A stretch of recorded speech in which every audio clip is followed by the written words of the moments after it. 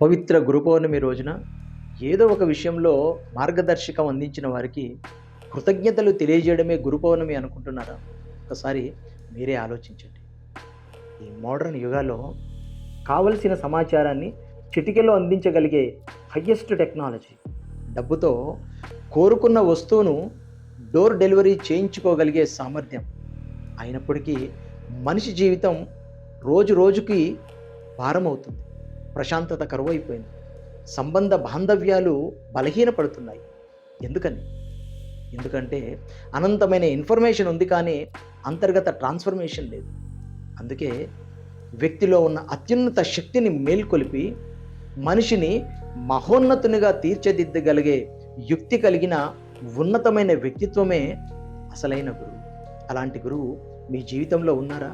జీవితంలో ఎప్పుడు ఏం చేయాలో తెలియక కన్ఫ్యూజ్డ్ స్టేట్లో ఉన్నవారికి సరైన సమయంలో సరైన డెసిషన్ మేకింగ్ చేయగలిగే అంతర్గత సామర్థ్యాన్ని పెంపొందించగలిగే వారే నిజమైన మార్గదర్శకులు.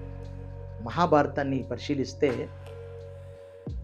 అత్యున్నత శక్తి కలిగిన అర్జునుల వారు కురుక్షేత్ర యుద్ధ సమయంలో చిన్న సందేహం వలన గాంధీవం జారవిడుస్తారు.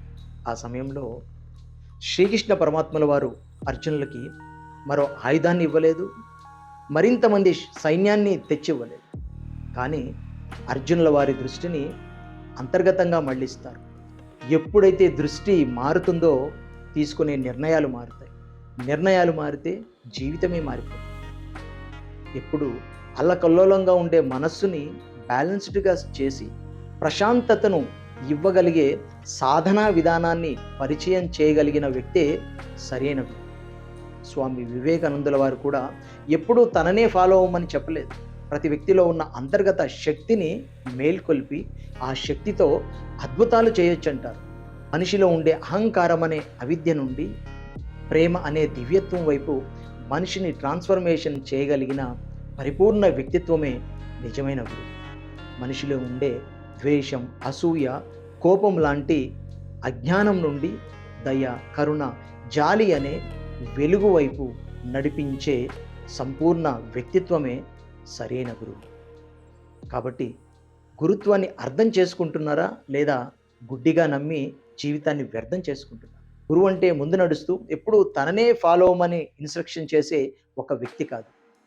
మన హృదయంలోనే ఉండే దివ్యజ్యోతికి పరిచయం చేసి హృదయాన్నే మార్గదర్శకునిగా మలిచి ఇహ పరలోకాల్లో మహోన్నత జీవితానికి బాటలు వేసేవారే మహోన్నతమైన సరైన గురువు.